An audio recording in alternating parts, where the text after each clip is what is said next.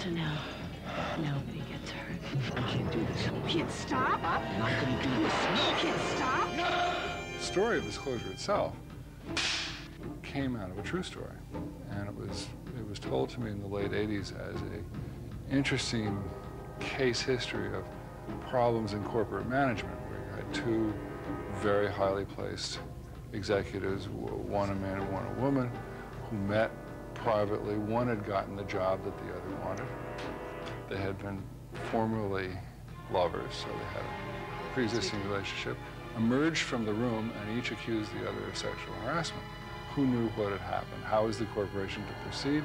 Both highly valued people. Do you keep them both? Do you fire them both?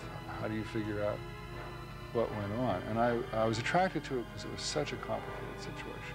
Get back here and you finish what you started, or you're dead. Do you hear me? You are dead! Disclosure, both in the novel and in the film, is a story of corporate intrigue, the infighting that goes on within a company.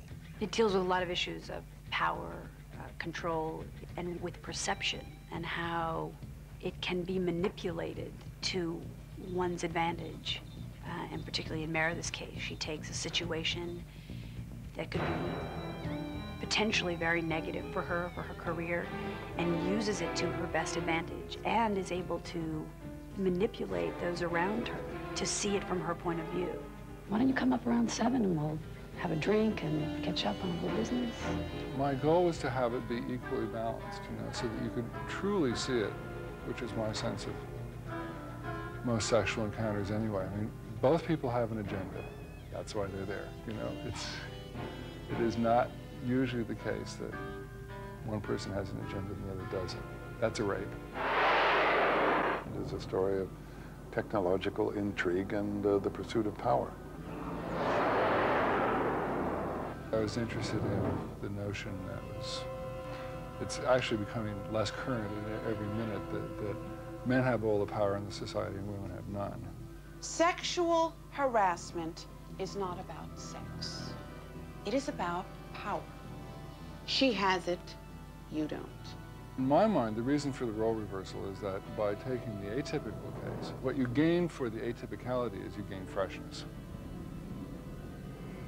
If you take the premise that men and women have never quite figured one another out, and now you apply it to the workplace where they're becoming more on an equal basis, so they still haven't figured it out in terms of their personal lives, and now they got it more and more in terms of their business lives.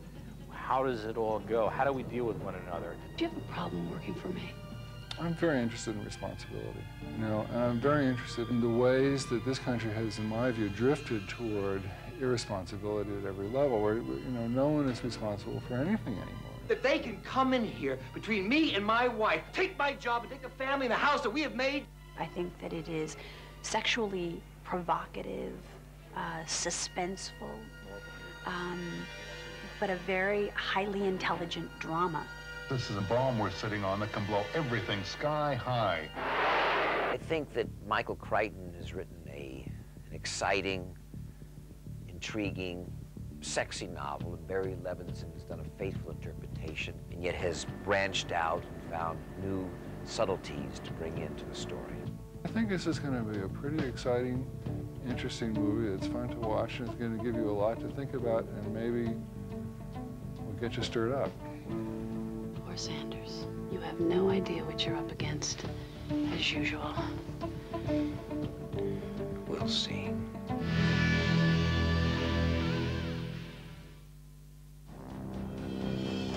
$1 million. Now showing on FilmNet, the complete movie channel.